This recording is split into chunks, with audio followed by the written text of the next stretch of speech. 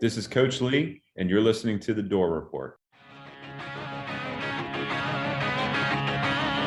At Vanderbilt, it's Tim Corbin and the Vandy Boys, Jerry Stackhouse on the hardwood, and Clark Lea on the gridiron. Nashville, it's time to sit back, relax, grab a cold one, and enjoy the show. The Music City is our stage, and West End is where we rock. You're listening to The Door Report, the premier Vanderbilt podcast for fans who bleed black and gold. Commodore Nation, anchor down. No strings till the Hank comes out. Make all the drunk girls scream and shout. We love it, we hate it, we're all just trying to make it in this crazy town.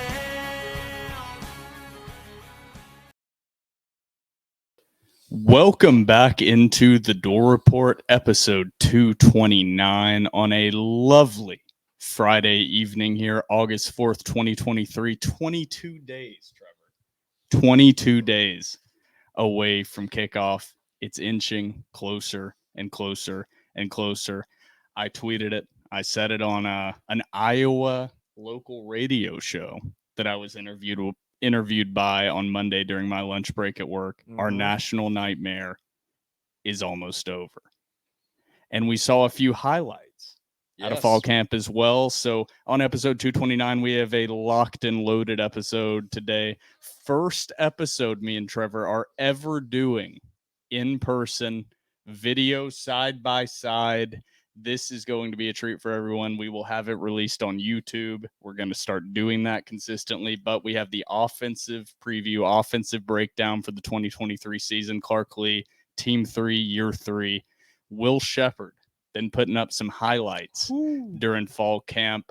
Some Tennessee Titans scouts were out to see him during fall camp. And then we have some interesting comments from former Commodore running back Ray Davis. Kentucky transfer, had some interesting things to say about his new home in Lexington. But, Trevor, that's not the main news of this podcast. The main news of this podcast is we have some exciting new features for TDR listeners, including some mics that Trevor Hulan paid for out of his own pocket, hopefully increasing the quality of audio coming through your speakers at home. But, Trevor, thank you for that.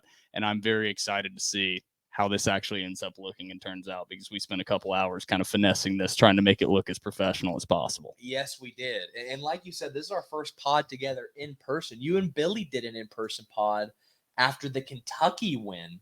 That's right. I was not in attendance yet. I was on the pod. That was my first week on the pod.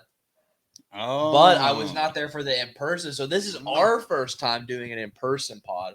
So, dude, this does not feel real. As you can, oh my gosh, no, we can't. We're gonna have to blur that out. No, we have a tablecloth. We have a tablecloth we bought at Target for $3.75. We did. We just bought it. As you can see, we have a lovely array of Vanderbilt memorabilia. We still have the Star V helmets. We have not gotten a hold of what I like to call the Strong V. I will not call it the Power V. We also have, you can see this on video, little Jerry Stackhouse bobblehead, along with Kyle Wright, Vandy Boys legend. One controversial bobblehead, one less controversial bobblehead in the Kyle Wright. This Jerry Stackhouse bobblehead right here, he might not make it through basketball season. This is a football episode.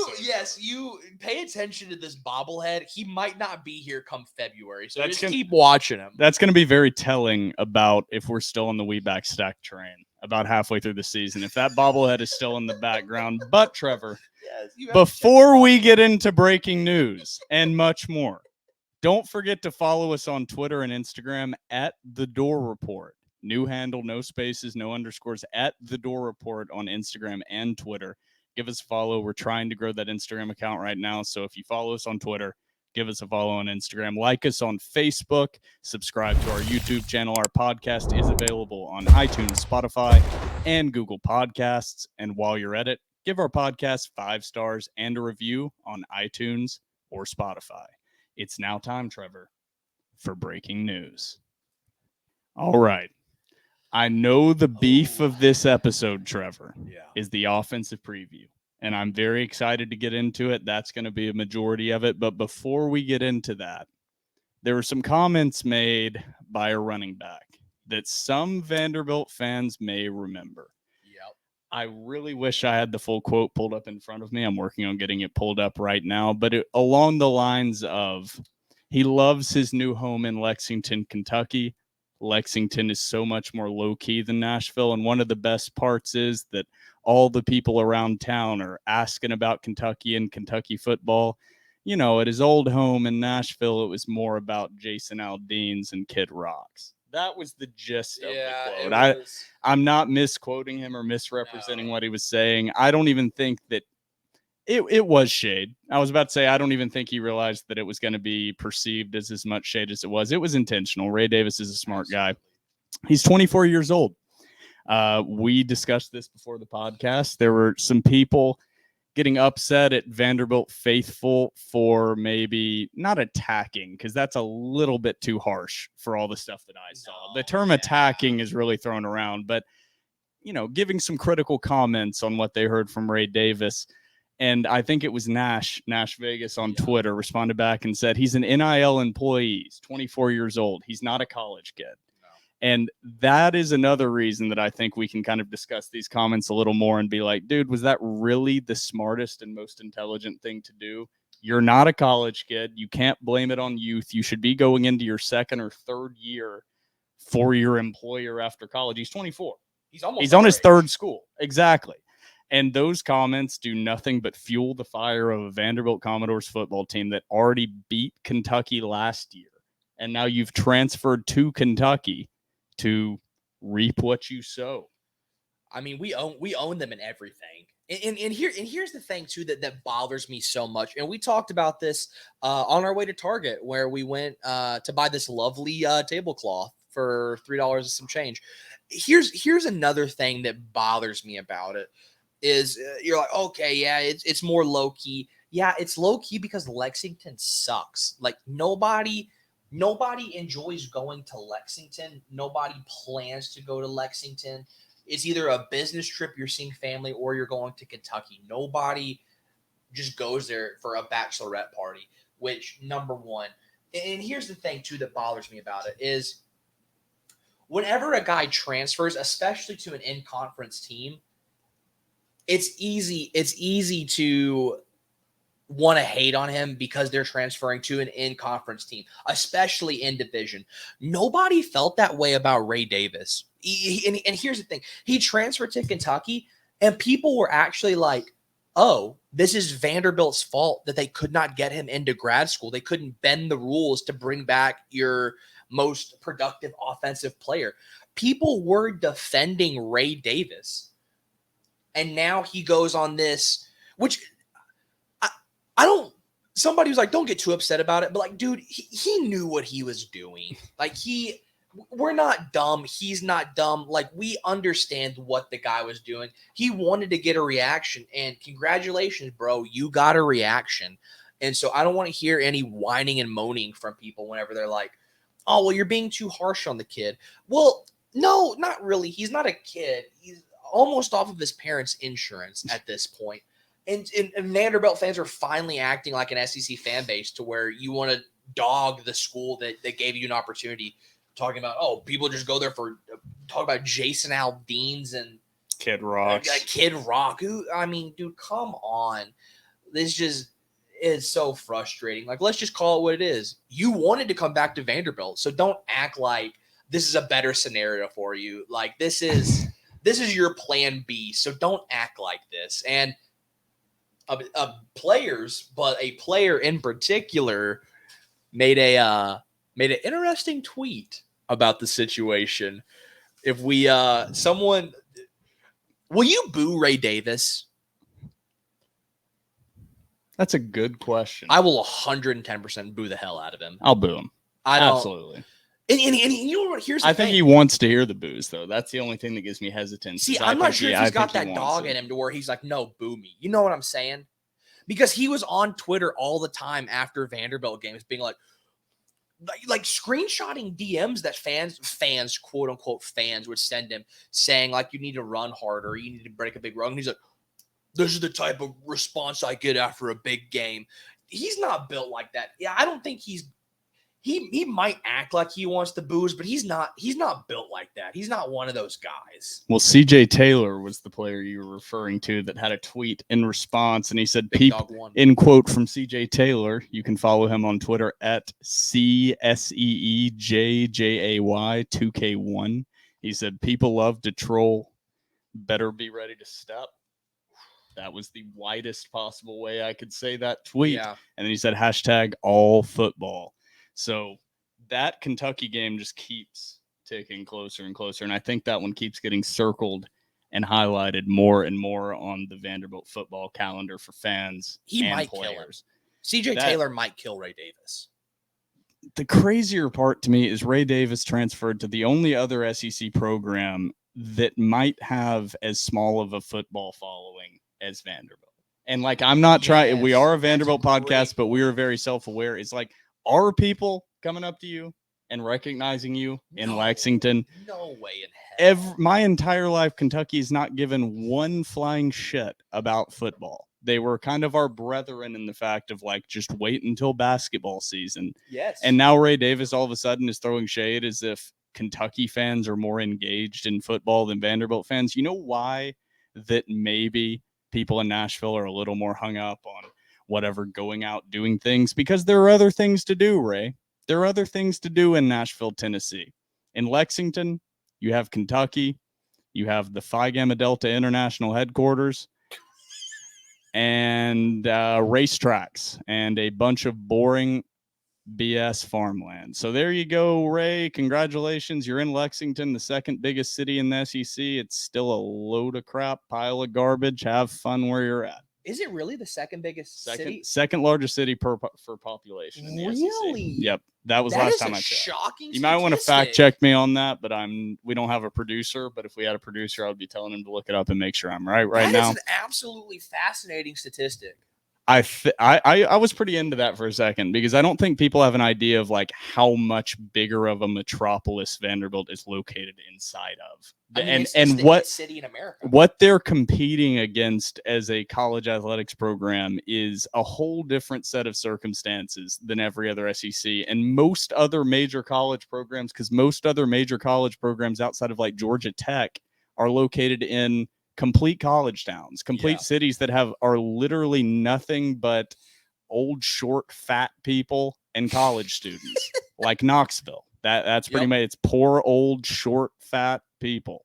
And that's pretty much what every SEC city is. Go to Arkansas, go to Fayetteville. Let me know what you find. Ooh. All right. Tuscaloosa. I've been there. That place sucks. Go to Tuscaloosa. Go to Starkville. Let's see what you find in Starkville, Mississippi. Shout out to Miller McKee, Mississippi State alumni. I hate Mississippi State, so. Next topic. Moving on to the next topic, Will Shepherd. This will be a nice transition into the offensive preview here. Transition God. Had a couple videos posted, one in particular making a one-handed catch on a spectacular play in the corner of the end zone. And also I saw a few tweets, Trevor, about some Tennessee Titans scouts being out to see Will Shepherd. I believe it was Robbie that put that tweet out. Robbie Weinstein, friend of the pod, hashtag thanks, Robbie. Hashtag thanks, Robbie. So we all know Will Shepherd's going to do great things, but I have a question that's a little more interesting. He's inevitably going, Will Shepherd, senior. I believe he has 1 year of COVID eligibility technically left, but which is crazy. Neither of us expect him to use that eligibility. We both think he'll be in the draft next year. Where do you think Will Shepherd could land in the draft, the 2024 NFL draft? It's a tough question. So here's the thing. I know this is a big recruiting tool that a lot of the perennial powerhouses use, is that, oh, well, you could get a ton of NFL exposure if you come to the school, which that is true. If you go to Alabama's, if you go to your Georgias, if you go to your Penn States, you are going to get more NFL exposure. That is what it is. But the notion that Will Shepherd isn't going to get that sort of exposure, that sort of look, because he goes to a school like Vanderbilt, which is still an SEC school, a Power 5 school. I think is bogus. NFL scouts have shown draft after draft, year after year, that you could literally be playing on a small island off the Pacific coast. And if you can play ball, they're going to find you. So I don't think he's going to go under the radar necessarily because he plays for Vanderbilt. Now, where he was fall in the draft. So the only barometer that we have as of recently was Jordan Matthews. Jordan Matthews was like the first pick in the second round. He was very close. He was very close to being a first round. I know he's the second round. Very close to being a first round draft pick. And for a while in time, statistically speaking, Jordan Matthews was the best wide receiver in the SEC whenever it came to receptions, yards, touchdowns. He was legitimately the best. I think we had a little bit round 2, pick 10. Pick 10. So I was close. Go Birds. So here's the thing with Will Sheppard. I think he is more gifted than Jordan Matthews naturally. I'm not sure you can argue against that. Just his physical traits, he's more gifted than Jordan Matthews. He's faster. His catch radius is insane. His route running is awesome. So he's faster than J-Matt, like you said. So I think he could be a top 3 guy. How he plays this year for me, I'll give you my answer. That's a tough question because he has his biggest season in his career is this upcoming season. I think he can play himself into a second round pick. I think the worst case, if he kind of falls off the face of the earth, I think he'll be a 4th, 5th round pick. I think that's his basement, and I think that's his ceiling because he is faster than J-Matt. That was J-Matt's issue. That's his big issue. It was speed. That's why he was not a first round draft pick. He was a long strider, and then he didn't run a great 40. I don't remember. I think it was like a 4.6 or something, a 4.63, somewhere in there. I do think that straight line speed, Will Sheppard, that's going to prevent him from being a first round pick. I don't think he's going to be a 4.3 guy. I could be wrong. I hope I'm wrong. But unless you're a 4.3, low 4.4 guy, you're not going to be a first round receiver more than likely, unless you're an absolute freak 6'4", 6'5", which also he's not. Naturally gifted side, I do think he's like a low 5s, high 4s guy potentially with all that. The natural ability you're talking are just the natural soft hands, easy catching, and then fluidity of routes. How he runs his routes is a lot more natural than Jordan Matthews. He's able to run the more complex routes that they're going to want to see in the NFL. The footwork's a little bit better. J-Matt was a lot more of a wide receiver screen, make one guy miss down the sideline, running post, running go routes. So I think Will Sheppard is undeniably the most talented receiver in Vanderbilt history. Now, where you rank him in the greatest of Vanderbilt receivers, that's going to be the tougher conversation. But I think it's kind of one of those things, objectively sit back, really take a macro look. Will Sheppard's the most talented receiver that Vanderbilt football has ever had. And that's no shade whatsoever at Earl Bennett or Jordan Matthews. I'll ask you this. Okay. Hypothetically speaking, let's say Will Sheppard this year has 1,200 receiving yards, 10 touchdowns. Where does he go? I think he's really similar to J-Matt. I think he's an early second round pick. I don't see him I just think the NFL has shifted so much more to pure speed in the Tyreek Hill, not that mold, but just speed. Kill speed is valuable, and more It's of those reason ticks. Jalen Hyatt got drafted. Yeah, that's the only reason. There's no other reason. I mean, I think he should be able to play himself and do a first round pick. I think even if he puts up those stats that the mocks are going to come back, he's going to run his 40, he's going to do the drills. They're going to say he looked fantastic, but the straight line speed is a little bit of a question. It's not saying he's not going to be a successful receiver, but there's only 32 first round picks. And a lot of those, you have to be a top 3-4 receiver in the entire country to do that. And not just a top 3-4 receiver in the country, a top 3-4 wide receiver prospect, which at the end of the day is a little bit different. Now, he does have a little bit of social media following. Des Bryant tweeting about him a little bit, but I'm sure we will hit on Will Sheppard quite a bit in this 2023 offensive preview. So let's go ahead and get into the beef of this episode, Trevor. Before we do, we're going to have a little bit of an ad break here. All right, now into the offensive preview. We're going to include special teams alongside the defense. So we'll get to kicker and punter. Kicker. My God, that is going to be a real struggle this year, Vanderbilt fans. Little preview. My God. But Yeah. we're going to include long snapper, friend of the pod, Wesley Schelling, in that defensive special teams combined preview. But first up, offense, position number 1, quarterback. Yeah. There's no question who the starting quarterback is. We know who it is. AJ Swann's the guy. True sophomore. You saw him in limited action last year. Mike Wright. Also, you saw about half the reps last year. Transferred to Mississippi State. Obviously, very, very, very, very different quarterbacks. Yeah. And that was another part of this quarterback breakdown. So I'm just going to run through all the guys on the roster each time that I go through these. Let me actually not do that right now because I can't find the Vanderbilt football roster, even though I swear I pulled it up. But we can run through them in my head. You have Drew Dickey, Walter Taylor, AJ Swann, Ken Seals, and there's one more. There's two more. There's two more. There's two walk-on or PWOs.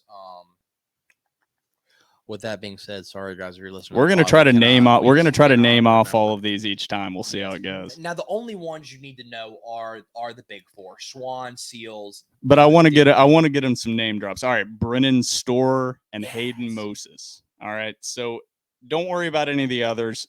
Drew Dickey and Walter Taylor, barely worry about them. If you see them on the field in meaningful snaps, something has gone horribly, horribly, horribly wrong. Or really this season. And Vanderbilt's up by like a trillion. I said meaningful snaps. If you see him in meaningful snaps, something has gone really, really bad, and just go ahead and jump off the top of First Bank Stadium if you see Walter Taylor or Drew Dickey in meaningful game snaps. Yeah, if you see those guys in meaningful game snaps, then we are at DEFCON 5. Like you said, something has gone terribly wrong, and I would think that we're back to Derek Mason level football. Now, Walter Taylor is a pretty interesting project. I don't talk about him. I don't know. Yeah, before we get into the real guys that actually matter in this breakdown, and this is the deep dive, so it's going to be beefy. Yeah, we can talk about all these guys. This is the point of this episode. But Walter Taylor, we went to the spring game. Yeah. He looked pretty damn good in the spring game. We were talking so much shit about him. I was in particular. Before, and then he dropped the most beautiful pass of the entire spring game on a bomb touchdown to a walk-on wide receiver. I think it was, I could be so wrong, like number 83 or something like that. Like maybe. London Humphreys, maybe. It could have been. 83 is Gamarion Carter. No, it's not. He's 17 now. He's 17 we'll get to that in the wide receivers. But he's a guy that he's in the same class as AJ. I don't think he's ever going to see the field. No. But he's 6'7", 235, and he has a cannon of an arm, and he's a lefty. He's a project. And it's really interesting to see a guy at 6'7" with decent mobility. He looks okay. For a dude that's 6'7" in the pocket, he looks okay. Doesn't look great. And he has a cannon of an arm, and he's left-handed. It's so weird seeing a 6'7" quarterback throw the football left-handed. Well, yeah. Well, we saw a 6'7" quarterback throw right-handed in Steven Rivers. We saw him fumble on a kneel down. Shout out to Steven Rivers. I wonder what that guy's doing with his life right now. Honestly, I don't care. I hate that. Helping raise Philip Rivers' 37 children. What do you mean? He's being a good uncle. Okay. But I will say, so we had before the spring game, so Vanderbilt held 2 open scrimmages the 2 Saturdays before the spring game. I went to both of them, and I told Will and Billy at the time, Walter Taylor is not good. I said that to them. He had 2 really, really bad spring practices, and I stand by that. If you can ask, if you're on the boards, you can look at what Robbie said. You can look at whoever. He did not look good. And then for some reason, he comes out in the black and gold game, and it looks like a bigger Cam Newton. It was with a better arm. It was the strangest thing ever. And I felt like an idiot because I told these people who weren't there, hey, this kid is not good. And then he just comes out and for some reason turns it on. And there are, and here's why I want to talk about him. I see a lot of people on the internet, and maybe this shouldn't bother me as much as it does. I see a lot of people on Twitter and message boards being like, oh, well, will we see Walter Taylor this year? Guys, he's probably going to be the 4th string guy. I don't think he's going to beat out Drew Dickey. So he's a project. Yeah. From a physical standpoint, he's ideal. I don't know if ideal, but he definitely raises some eyebrows. I'll also stand on this. You know what? I'm going to give a hot take, and of course, we'll get to tight ends in a moment, but we're talking about quarterbacks. If I'm Clark Lea, dude, bite the bullet and move that kid to tight end. That's not a shot on his quarterback abilities. That's just saying how absolutely thin we are. Brother, we just got to do it. There are a couple other positions that I might hit on. We could move to tight end as well, and I think old Cameron Johnson could contribute there at that tight end position, even though he is a true freshman. But we have one other guy to get to. Number 5, AJ Swann. Look at that. If you're watching on video, look at that beautiful handwriting. I wanted to erase it, but I have nothing to erase it with because we forgot to get paper towels. AJ Swann. The next Jay Cutler, you think? Too soon? I don't want to say no. But I'm right there with you. So I actually was looking up old articles on thedoreport.com. Shameless plug. Go check it out. It is the Door Reports podcast you're listening to right now, so go check it out. But I actually went through and broke down the class that AJ Swann was in and comped the quarterbacks. And it was Drew Dickey and AJ Swann. I don't remember who I put for Drew Dickey. I basically said you'll never see Drew Dickey on the field. But AJ Swann, I said I want to say Jay Cutler so badly, but I'm not going to. I'm going to put his comp as Jordan Rodgers. And I really do think that comp is relatively decent, but I want to say it's a mixture of Jordan Rodgers and Jay Cutler. I know people want to say Jay Cutler, but it is unfair to put that comparison on AJ Swann. However, that being said, I know we love that phrase on this podcast. That being said, everything you hear out of camp is exactly what you would expect to hear out of camp in 2023 Jay Cutler. He's got a little bit of the body fat, a little bit of the baby face going on. For every one horrible throw he makes, which he makes plenty, he makes 2 that are the absolute most amazing plays of practice. It's everything that you want out of a gunslinger quarterback. But everybody temper your expectations just a little bit. I know this might not be your opinion, Trevor.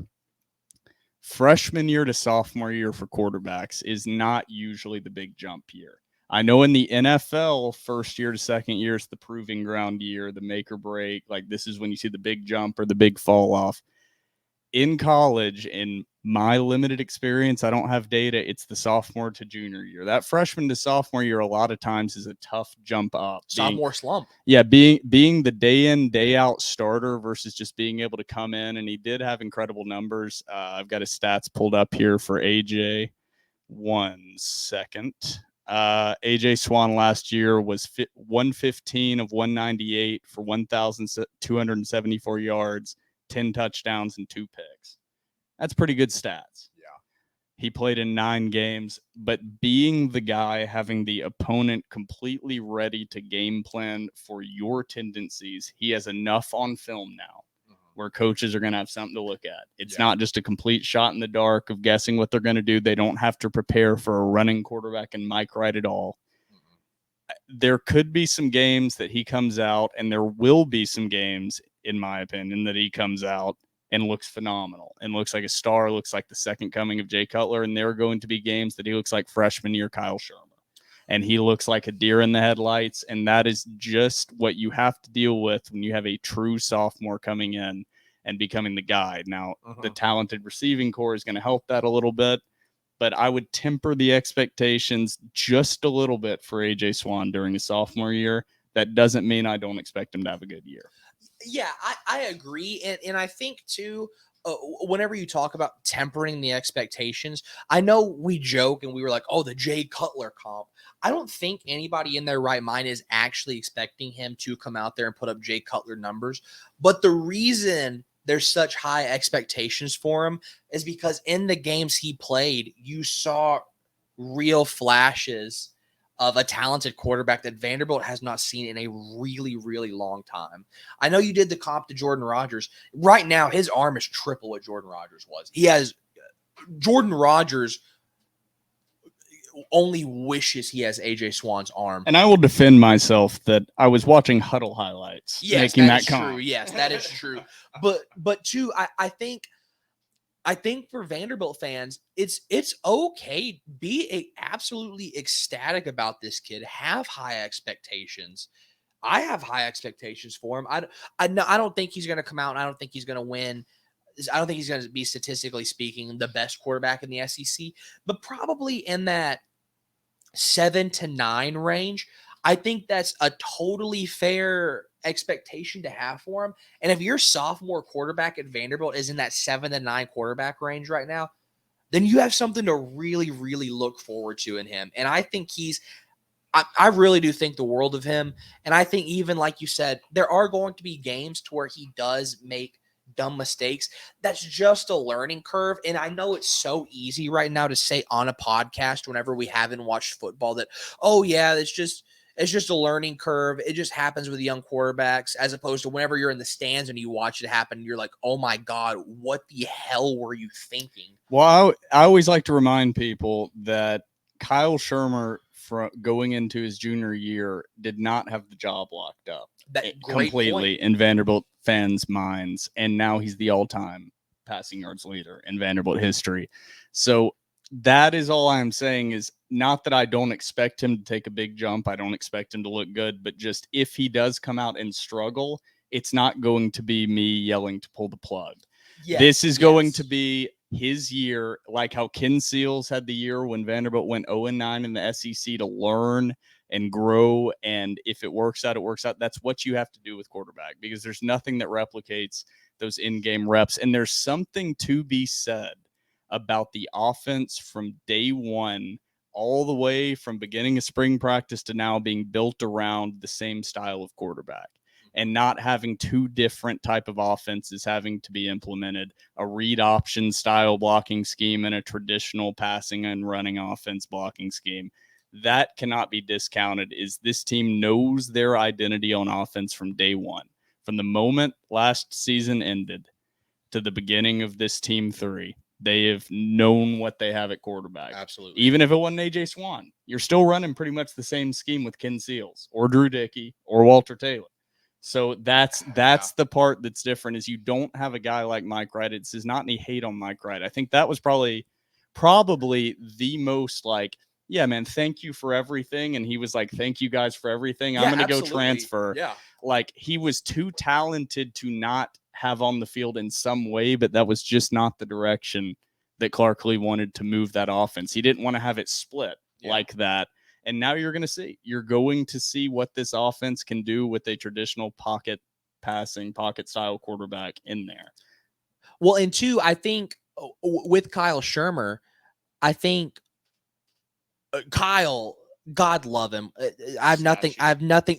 That's exactly what I was going to say. Brother was a statue in the pocket.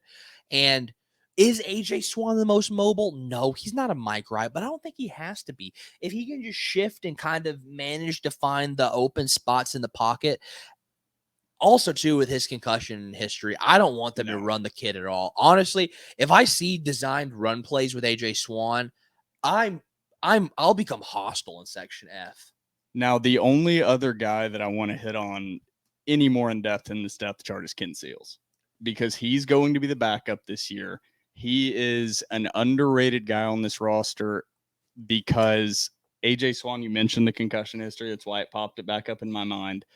Your backup quarterback is probably going to see action.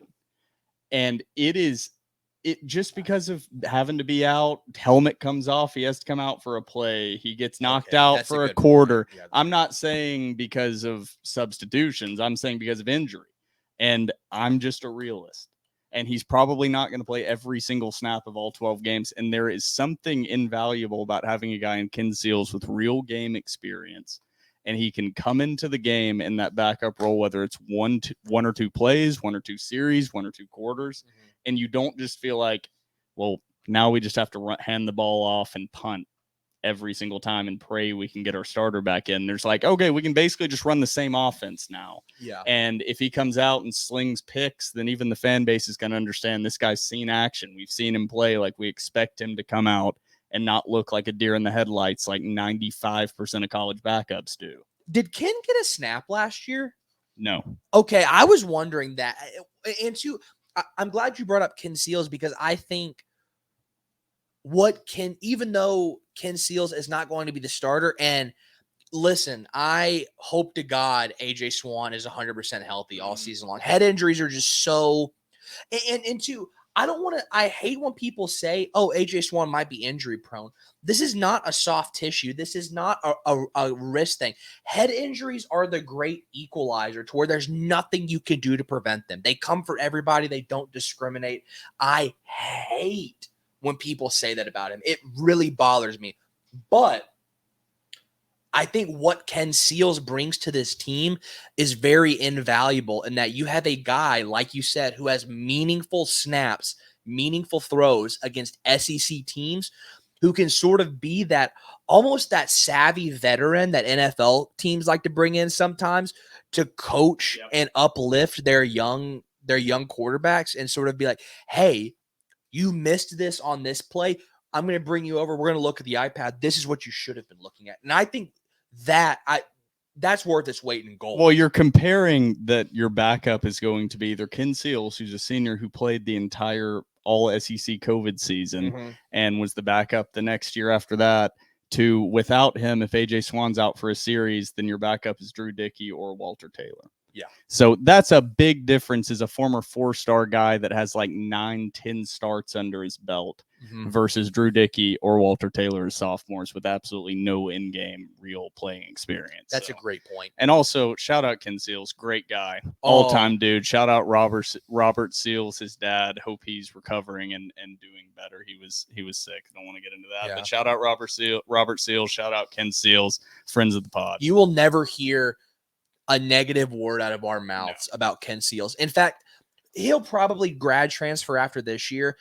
This podcast will be the biggest Ken Seals fan podcast wherever he goes.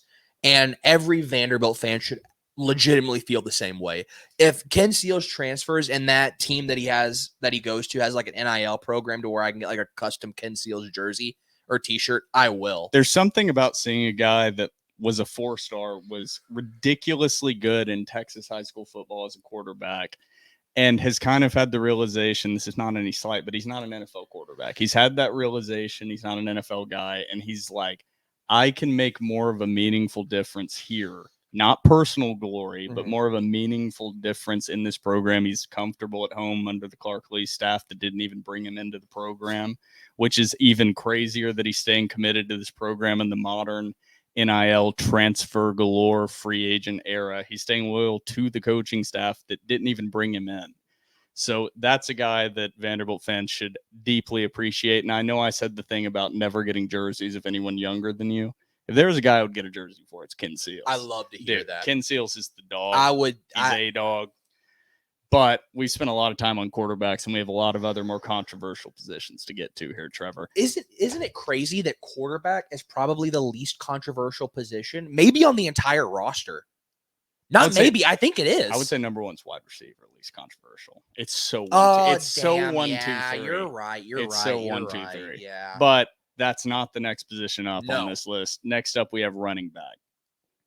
One of the more controversial positions on this roster. So I'm going to go ahead and run through the guys in no particular order. And then we will I'm just going to go in numerical order. And then we'll kind of break down where we see him falling in and go over some of the stuff we've read and seen him kind of shake out. Because right now it's all guessing where these guys are going to end up on the depth chart. Yes. But we have Patrick Smith, Jr., Chase Gillespie, sophomore, Dylan Betts-Pauley, Jr., Cedric Alexander, freshman, Diego Benson, freshman, AJ Newberry, freshman, Isaiah Fontaine, sophomore. So there are a few names on there that stick out and are probably at the. Did you say Dylan Betts-Pauley? Yeah. Oh, you did. Sorry, yeah. that totally He's number 25. He's the third one I read. I'm so off sorry. there. That totally went over my mind. Yeah, there are a few guys that jump out. Tell me if I'm missing anybody, but Gillespie is probably the favorite to win the starting role. I would say number 2 is Patrick Smith, more than likely. Cedric Alexander, I've heard make a little bit of noise. But right now, Gillespie, I think, might be the guy in that room. I could be wrong. Well, and here's the thing, too. And Jaden Everett, running back coach, tweeted out in response to close personal friend of the pod, Billy Derrick.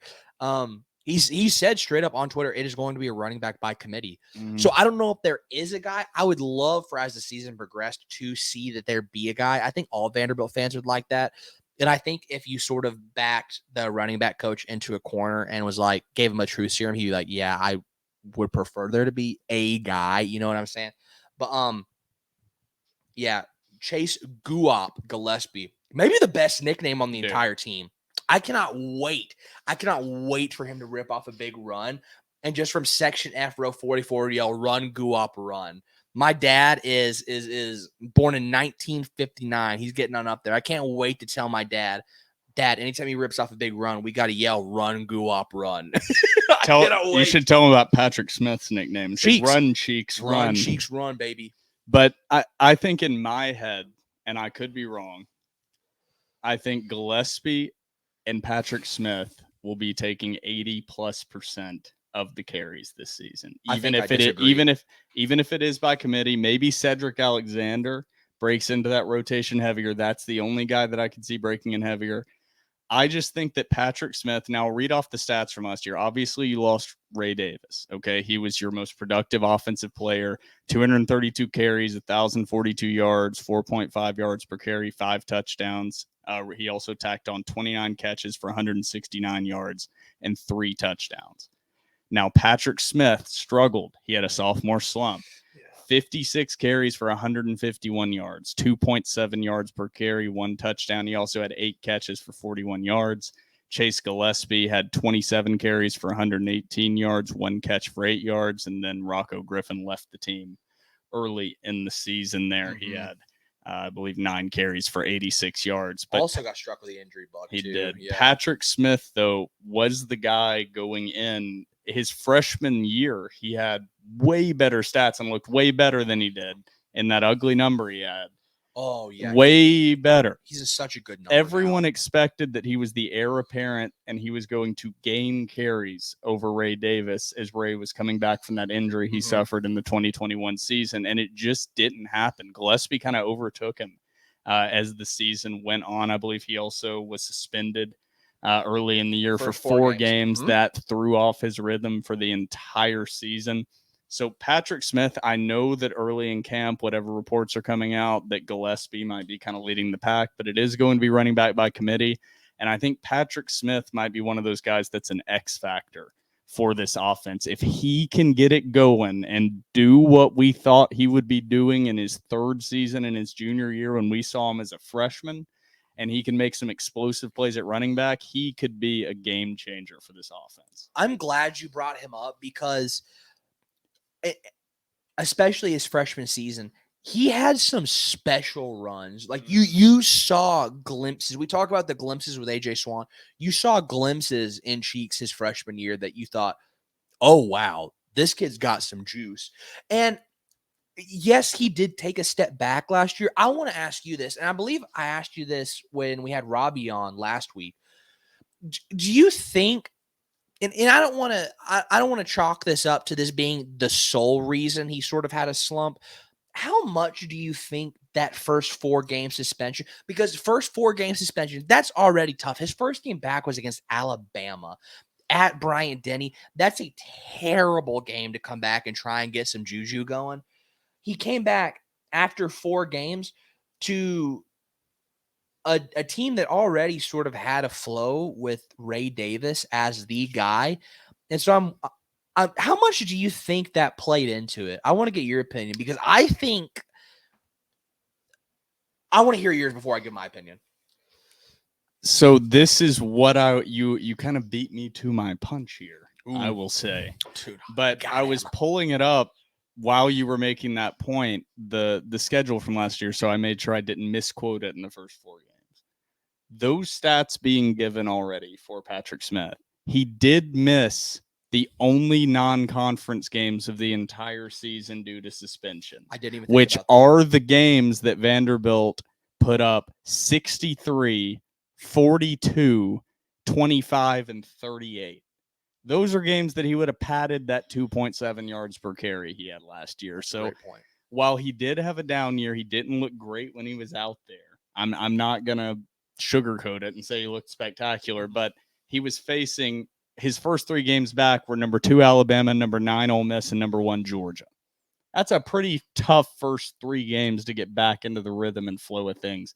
I think he's going to look freakishly fast when he gets out on the field and he's going up against Hawaii and Alabama A&M and Wake Forest and UNLV. I think all of a sudden you're going to say, whoa, who's this number 4 guy?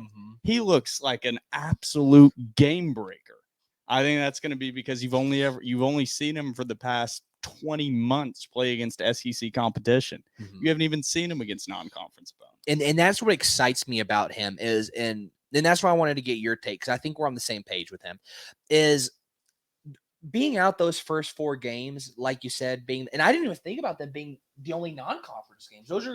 That's typically, which then again, poor scheduling on Vanderbilt's part, really not Vanderbilt's part, so Derek Mason's part. I don't know. Who cares? We won't talk about him. But those are sort of like games that you use to get into your rhythm. And he didn't, like you said, that's great. He didn't have those games to get into a rhythm. He really was thrown into, I don't want to say a nightmare situation, but like you said, those first 3 games were a nightmare situation. Going up against that Alabama defense with Will Anderson, and then going up against, maybe in Georgia, maybe the greatest defense we've ever seen. That's a really, really tough spot to put a kid in. I think he's going to have a huge bounce back year. I'm the leader of the Cheeks fan club. Now, Patrick Smith, I was a big proponent of him last year. He let me down. He let me down in sophomore season. I'm expecting a big jump, but he's not the guy that I think Vanderbilt fans are going to have their ears perked up by and be like, whoa, wait a second. This guy's making plays. He's the starting running back. I think that's going to be Chase Gillespie. He's number 13 this year. I think he's going to look much better in number 13 and not number 46. Once again, great number. That immediately makes players look better and more athletic. It's illogical, right, but it is so true. It doesn't matter if it's basketball and at the high school level. Now, there are some people that break this mold. If you're like a LeBron James and you're wearing like number 52 on the basketball court, you're still going to look incredible. But the average, normal, good player, the difference in wearing number 46 and wearing number 13 is the difference in looking like a superstar and looking like a scrub. This is but total Chase Gillespie, logic, but it works. It's not this. All this is bullshit. This is not real. Nothing I'm telling you is real, but take it as gospel. But Chase Gillespie is going to be the other X factor on this offense. We're going to hit on receiver next. That position is set. But Chase Gillespie and Patrick Smith, they could be home run hitters as a 1-2 duo. Am I overstepping there as them being as home run hitters? Because Ray Davis's longest run last season was 24 yards. So I don't disagree with you that they could be home run hitters. I think where I disagree with you is the guy who you said you're going to have your ears perked up for is Gillespie. For me, it's Cedric Alexander.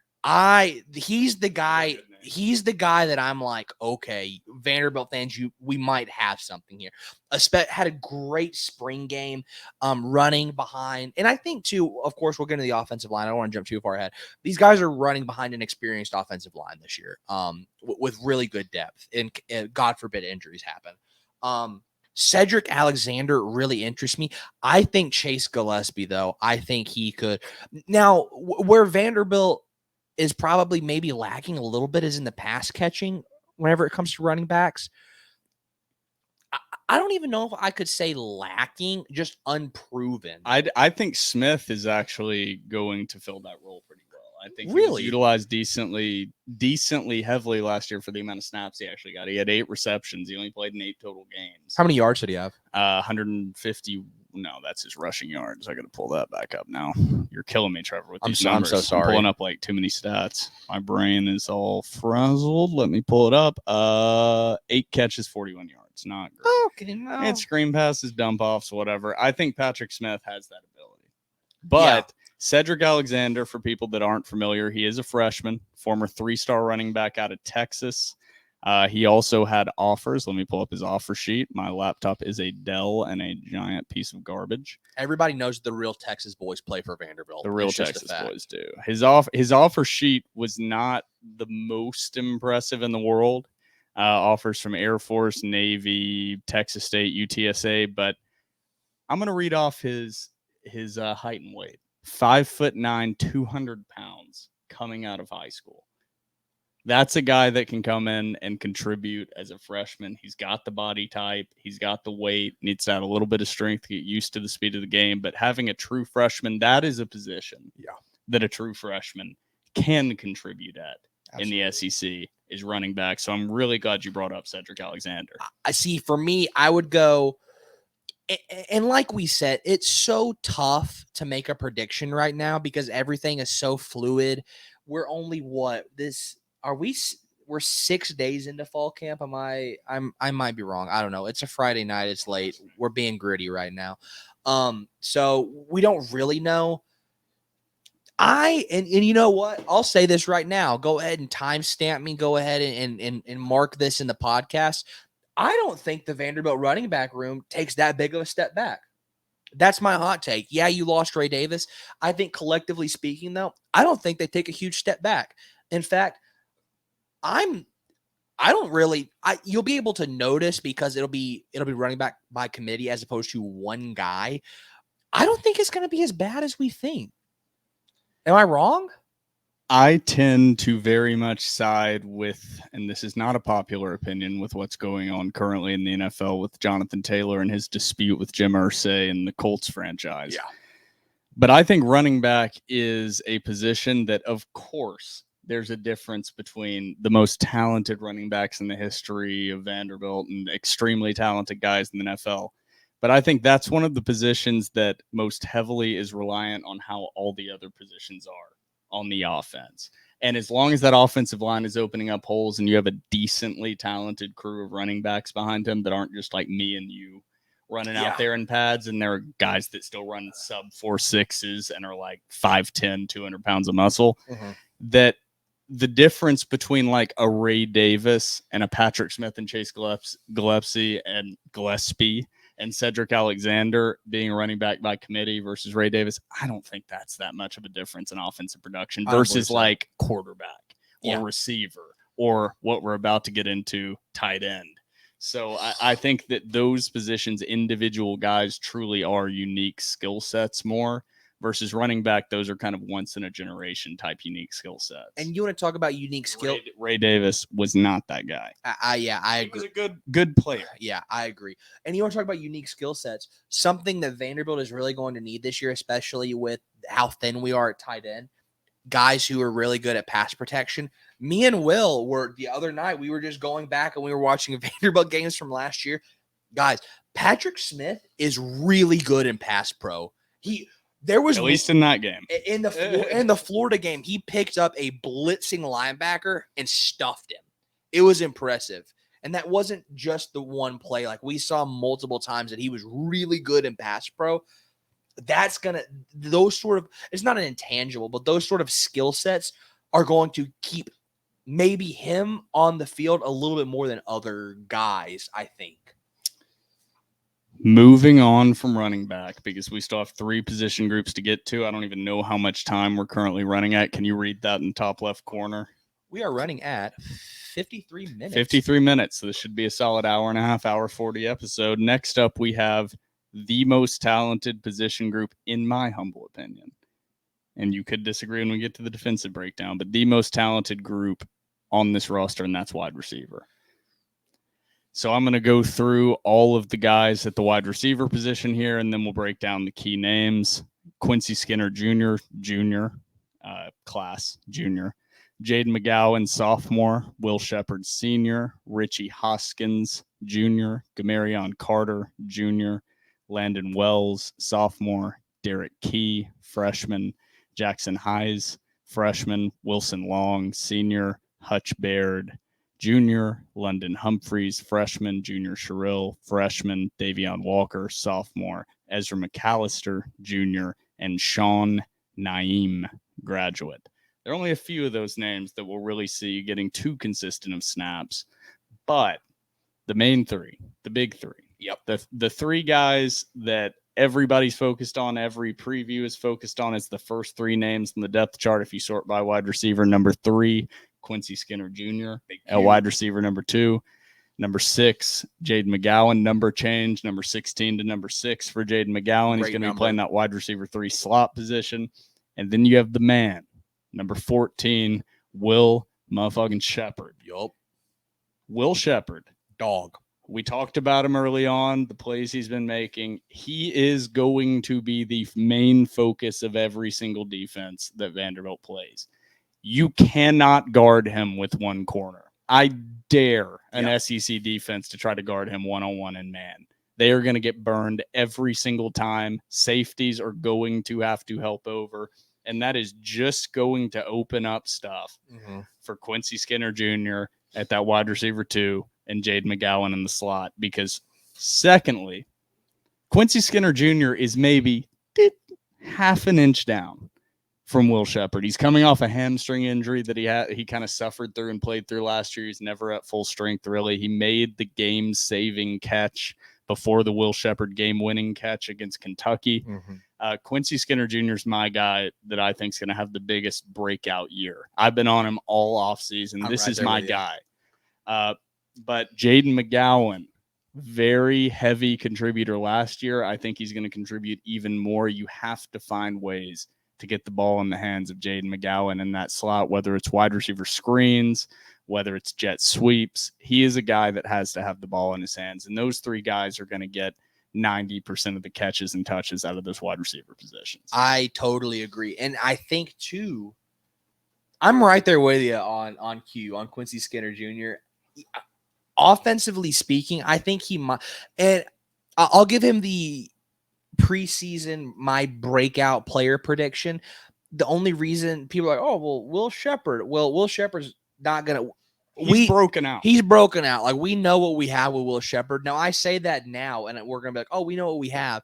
And he's going to have a sort of demigod season, which please, dear Lord, I love for that to happen. And I think it's probably going to. A healthy Quincy Skinner Jr. is going to be a sight to see just in the spring game, bro. If you were not at the black and gold game, he was a sight to see. He was awesome. He had a long catch, hit him with the Tyreek Hill deuces. It was absolutely electric. I think he's going to have a great season. Also, I don't want to say best friends because I don't know their relationship, but I've been told really good friends with AJ Swann. So maybe a little bit of a connection. I don't know. The only other name on that list that I read off, we hit on the big 3. The only other name on the list I read off that sticks out is Kamarion Carter. Number changed down to 17. He has been posted a couple times. He was most recently posted on a highlight on a catch from Ken Seals. He was a small contributor last year. I have no idea what Trevor's trying to write down on this. I'm so sorry. What does that say? Junior Sherrill. Yeah, that's he will also contribute. That's a name I missed. Talk on Junior a little bit. Dude, Junior. I think gonna play that slot position with Jaden McGowan. Definitely gonna back him up. Jaden has that spot on lockdown. Now before we get into Junior, Jaden with a little bit of greasy hands last year. Put the ball on the ground a lot.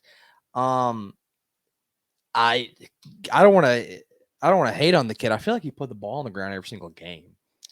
It felt like a lot. Slippery hands.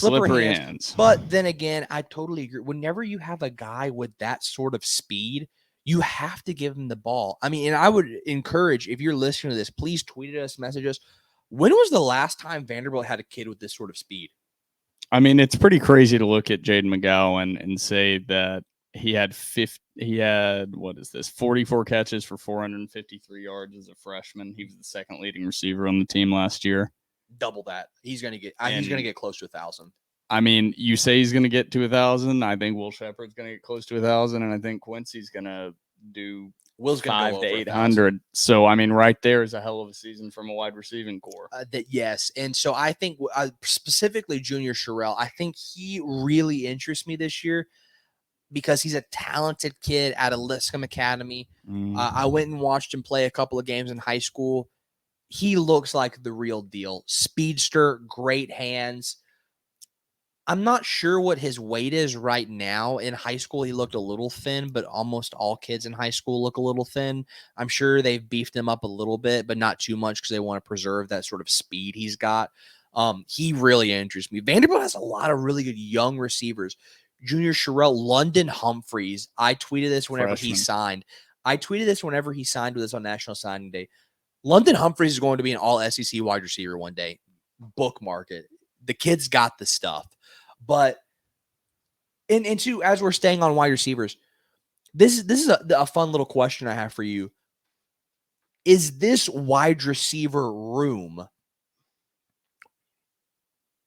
better or has more upside than the 2012 J-Matt, Chris Boyd, Jonathan Krause?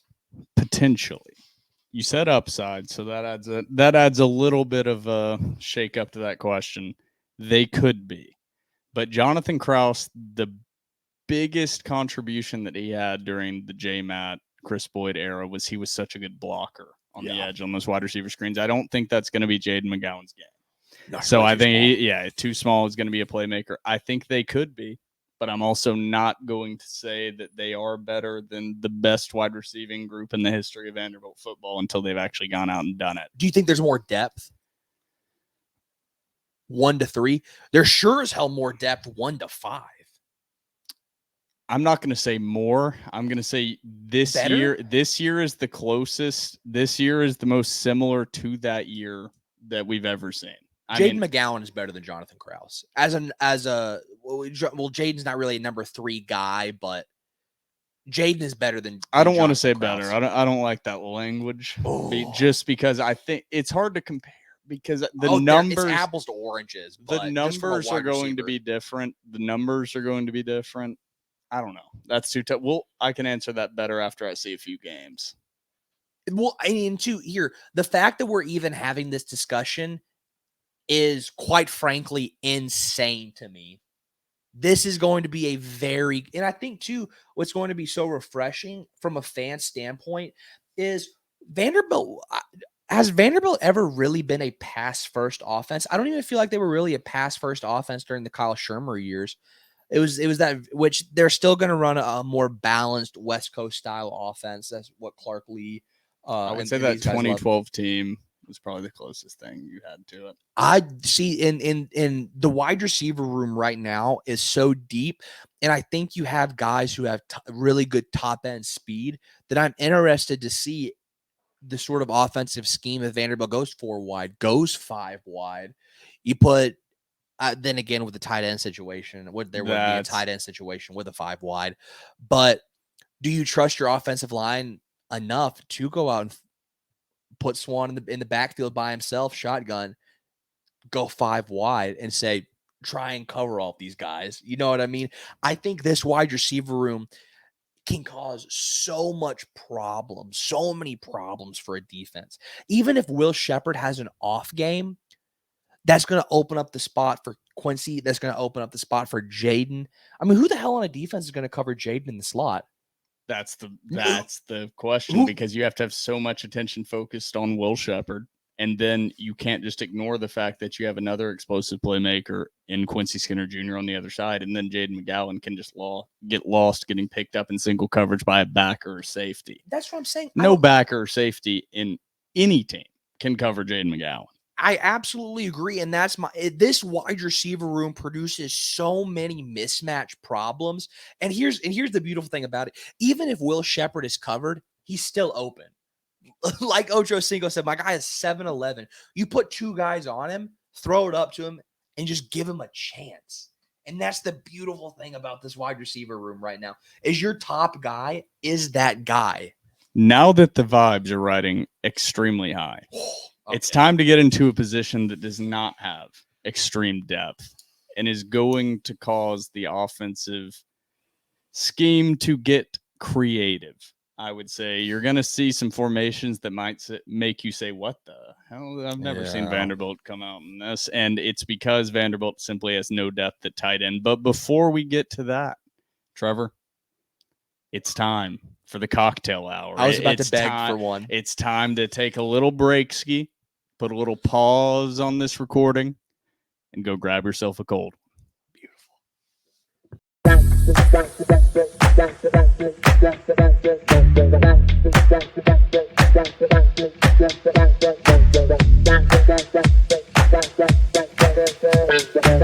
And we're back, Trevor.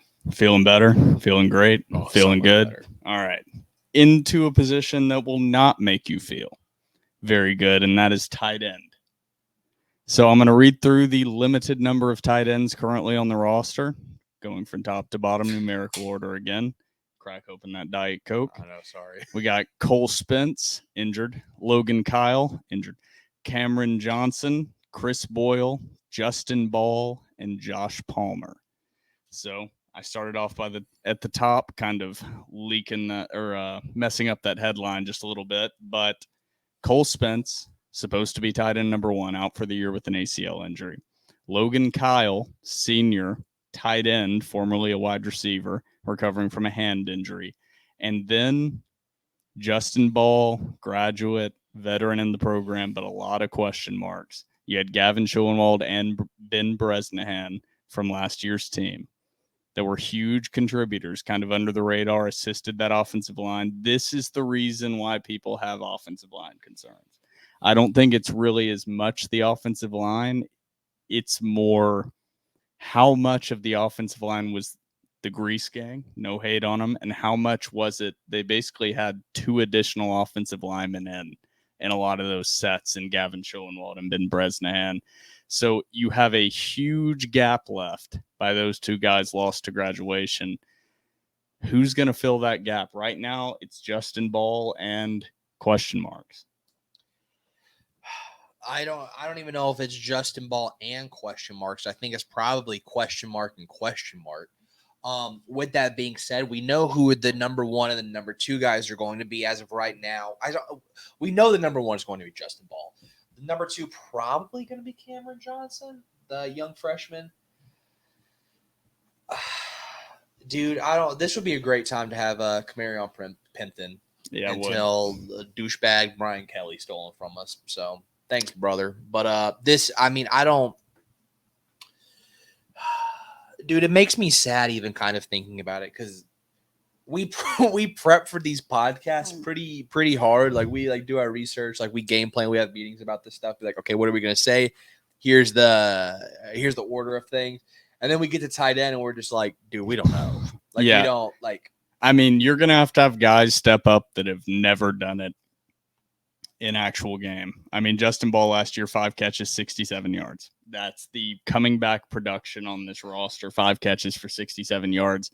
That doesn't even take into account blocking. You basically cannot have 2 tight end sets. You're not going to see traditional 2 tight end sets this year. So limit your offense. Because even Cameron Johnson, even Logan Kyle, that are probably going to be your 2 and 3 in that tight end position, they are not traditional 3-down tight ends that also split out. They're guys that split out that can also come in and be three down guys. So we don't have any answers. I don't have any answers. It's going to be a rough year at tight end, and they're just going to have to scheme the entire offense around the lack of depth and lack of talent they have at the tight end position. And here's the thing, too, and we've said it on previous pods.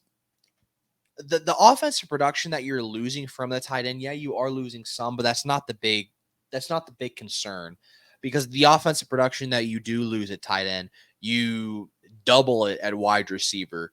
But like Will said, it's the blocking. I don't know what you're gonna do with the blocking. I think you're gonna have to really rely on your running backs in the pass protection game. Can Justin Ball be a good blocker? I hope he can. Can Cameron Johnson? We don't know. We haven't seen the kid play.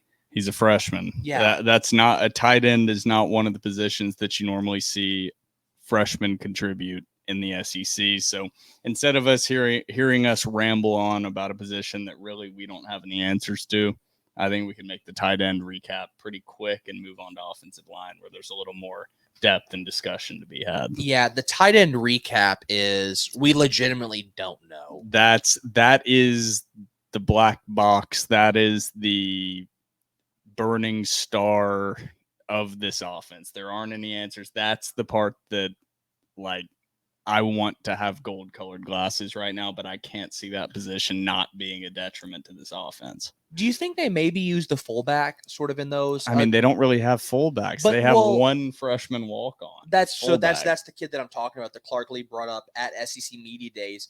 I know it's only one. I know it's a PWO fullback. Is that maybe a guy you throw out there, or are we going to see two running back sets? I just think you're going to see more spread out stuff. I mean, and you're just going to hope that the grease gang, this offensive line, can take that step forward that everybody's expecting. I mean, you're hearing a lot of things on the board about it, but I don't think they're having those same discussions in the actual film room with the offensive line about, guys, we're going to be a little bit down because we don't have the tight end. So I think they're just going to be scheming, saying this offensive line has to produce. We're not going to have two tight end sets anymore. We can have one tight end sets. He can assist in pass pro, but this offensive line just has to take the step forward that we expect it to with all the returning talent. So I'll ask you this about the tight ends. Whenever Vanderbilt unfortunately lost Cole Spence, do you think the talking point was, oh, we just lost an offensive production weapon, or we just lost a really good blocker? Because I think, and maybe I read the room wrong, maybe I had the wrong vibe. I thought we were of the opinion that, oh, we just lost a potential really good offensive weapon and blocking wasn't really a consideration. Am I wrong? I mean, I think regardless, the tight end position, even without the Cole Spence injury, was already the thinnest position on the offense. And it was already, okay. Yeah, I agree then. before the injury ever happened, we were going to be having the same discussion. Now it's like DEFCON 5 because you've had an injury to one of your two guys that were theoretically returning and theoretically going to be your two tight ends. We're going to be Justin Ball and Cole Spence. And now you lose one of them from an already unproven group. So I don't think we have too much to add. Well, the big blow. I hate to minimize the Cole Spence injury and speediest of recoveries to that kid. ACL injuries suck. Hope he comes back better than ever. But one of the big blows that we're not talking about is the Camarion Pimpton decommitment on National Signing Day. Whenever you had a stud tight end coming that nobody else really wanted, and then all of a sudden, all of these teams realize, like, oh, Barton Simmons actually knows what he's doing and he's really good at this. If Barton Simmons likes this kid, maybe we should like this kid. So literally in the 12th hour, you have Texas come out, you have LSU come out and legitimately stole Camarion Pimpton with an hour left in National Signing Day. This would be a lot less the world is falling if you had him coming in. There would be no world is falling. There would be none. Which to me is Pimpton got some bad advice, I don't want to say suckered into a larger program like LSU, but you would have been on the field day one for an SEC program. Yes. Schemed into the offense. That felt like a last second old school signing day flip 'em day of a classic. But I want to get to the offensive line because we're already pushing favorite. an hour 20 here. And I know you're going to have some stuff to say about the OL here. Love the big boys. I want to run through all these guys. I'll give them their due.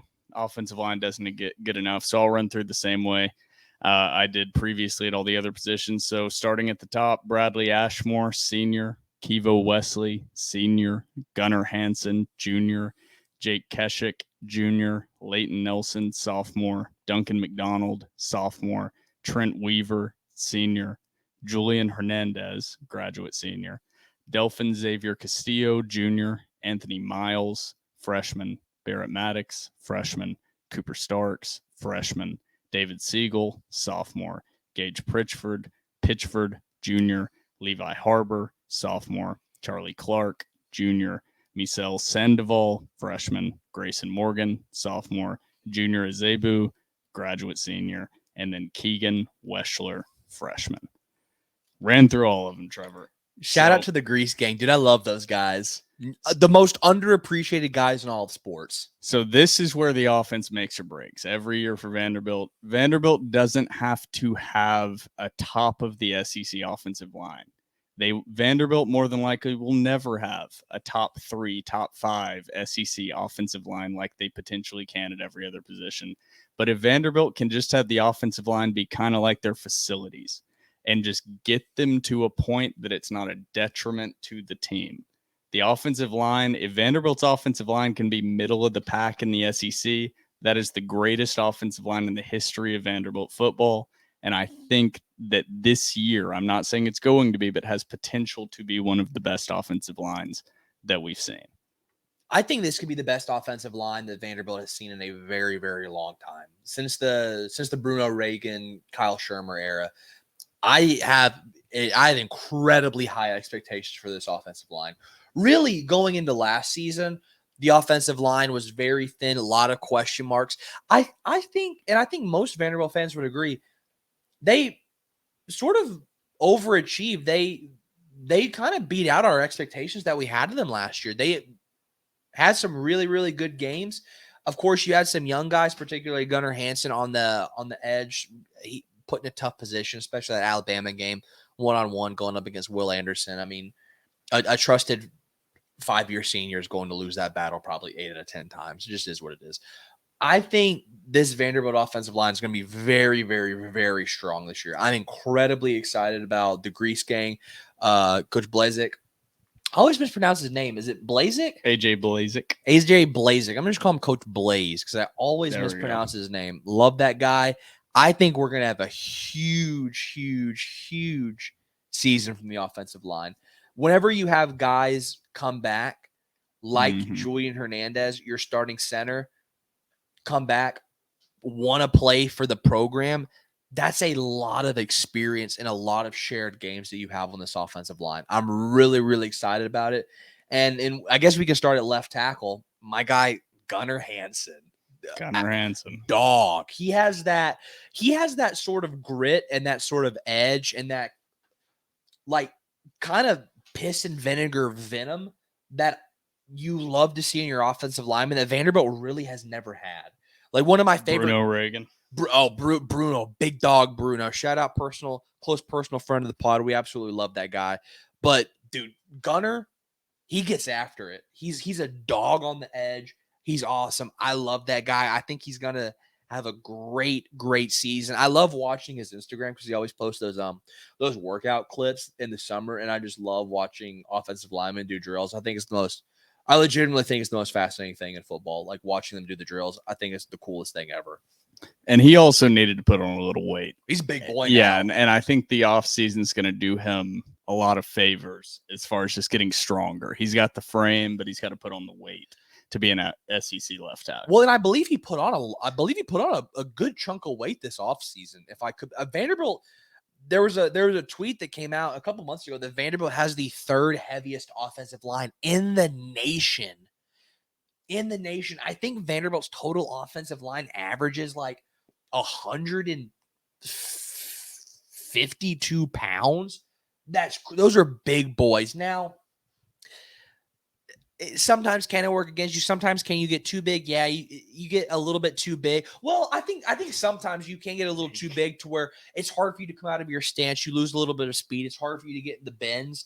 But I'm not going to complain about this. Vanderbilt has never had size on the offensive line. And Vanderbilt has a legitimate, huge offensive line this year with a ton of guys who have played games together, guys who have played at different positions. They know how the offensive line works. They know how the schemes work, how the protections work. I think that this is going to be an absolutely masterclass year from the offensive line. Yeah, and we're not going to go through each of the individual depth chart offensive line positions because I don't want to break anything behind a paywall here for these guessing depth charts. But the interior of that offensive line should be pretty consistent from what it was last year. You talked about the center there with Julian Hernandez returning. Yes.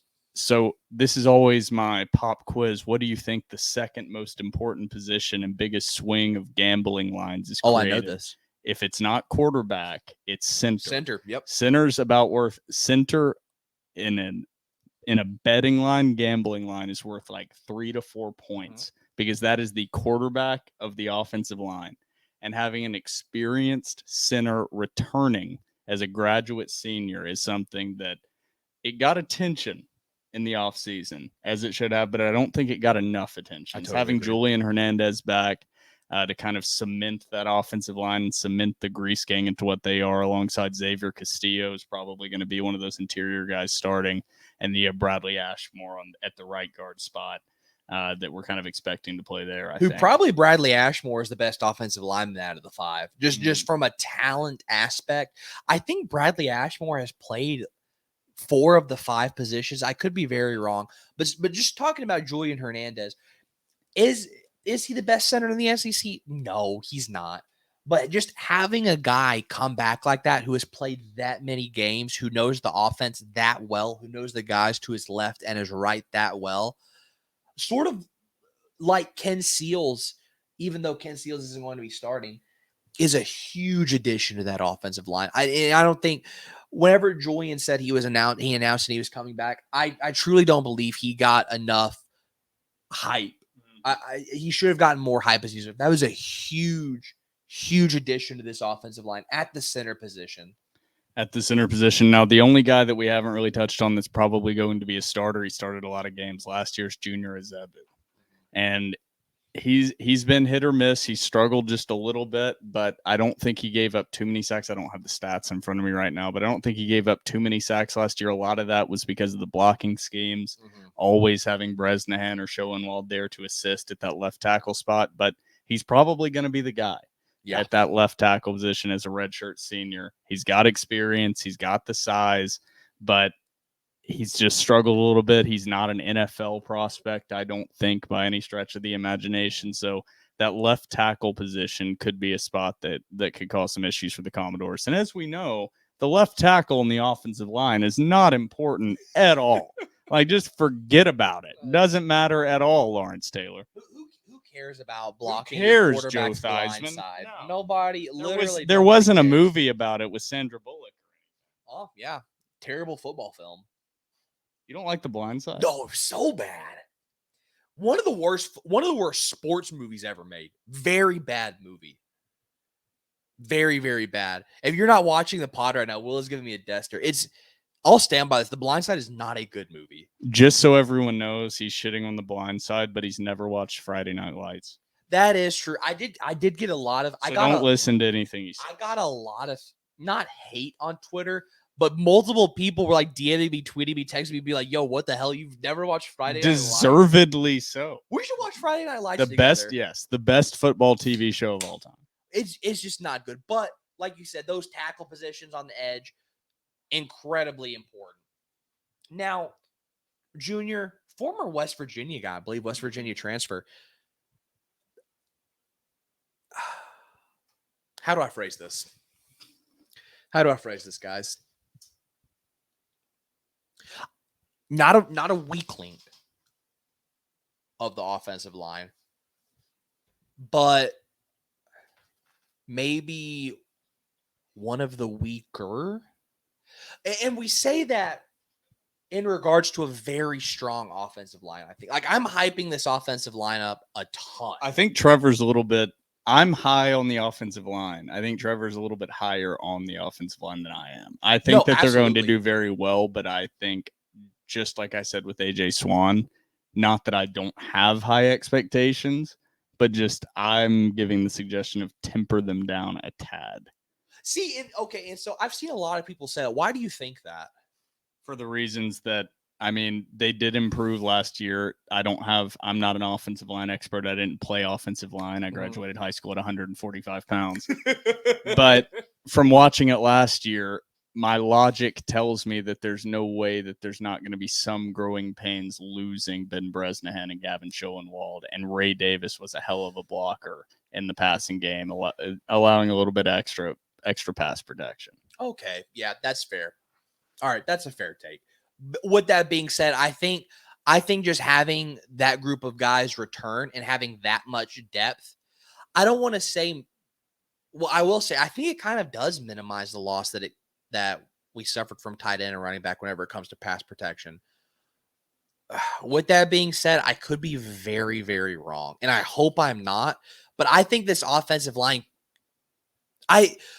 I'll say this. I expect the offensive line to pick up the load. I expect them at this point in time. I expect them to pick up that load that you lost from tight end and running back. But I think overall, as we attempt to close out this very beefy offensive preview, episode 229, overall, I think we both expect the offense, and this is easy. I'm sure every fan podcast on the planet is saying this, but I think we both expect the offense to take a step forward. 2 steps. This season, 2 steps forward even this season. You have a lot of returning talent at key spots. You've lost a little bit of talent, but I think the returning talent and new talent coming in exceeds what you've lost. So I think this offense will look better this year. It's the 3rd year in the system. Clark Lea's finally kind of getting his feet under him, knows what to look for. He's not going to come out with a horrific game plan as a coaching staff like against ETSU in game 1. And I think that it's reasonable to say Vanderbilt fans should expect this offense to look a lot better and a lot more consistent this season. Well, I'll say this too. When breaking down the offensive preview, we specifically broke down players. Vanderbilt didn't lose any coaching staff from the offense. So you're going to have not just continuity amongst the players, you're going to have continuity amongst the coaching staff, which is just as important, maybe a little bit more important, some would say. So I think that's a huge addition. And I think too, with the experience that Vanderbilt has and with the talent upgrade, it sort of opens up the playbook. Not sort of, it definitely opens up the playbook more than what you had with Mike Wright at quarterback, especially in the passing game. I mean, Mike Wright's arm just was not an SEC football quarterback arm. It wasn't a Power 5 arm. It was not a Power 5 arm. He had the leadership. He has the leadership qualities of an SEC quarterback. He has the personality of an SEC quarterback. He has the legs that are better than an SEC quarterback. He has every single thing you want in a quarterback. He's great in interviews. He's a very smart guy, you can tell, but he just can't throw a football. Like if you could just give him 10% of Joe Milton's arm and add that into Mike Wright's arm, I think he could have been a lot more productive for Vanderbilt, but he's not currently on the roster. He's not coming through the door. AJ Swann. So let's run through the best guys at each position, and then I'll close it out here. At quarterback, AJ Swann. Running back, Chase Gillespie, Patrick Smith, Cedric Alexander. Wide receiver, Will Shepard, Quincy Skinner Jr., Jaden McGowan. At tight end, Justin Ball and ? And at offensive line, I hope I don't forget any of these names on offensive line. Trevor, are you going to help me out? Dude, Junior Azebu, Bradley Ashmore, Gage Pitchford, Julian Hernandez, Grayson Morgan, Xavier Castillo, and Gunnar Hansen, maybe a little bit of Leighton Nelson. So for everyone listening out there, thank you. From myself, Will Byrum, and my co-host, Trevor Hulan, thank you for listening to another episode of The Door Report, episode 229. Anchor down, grab a cold one. It's going to be a hell of a season.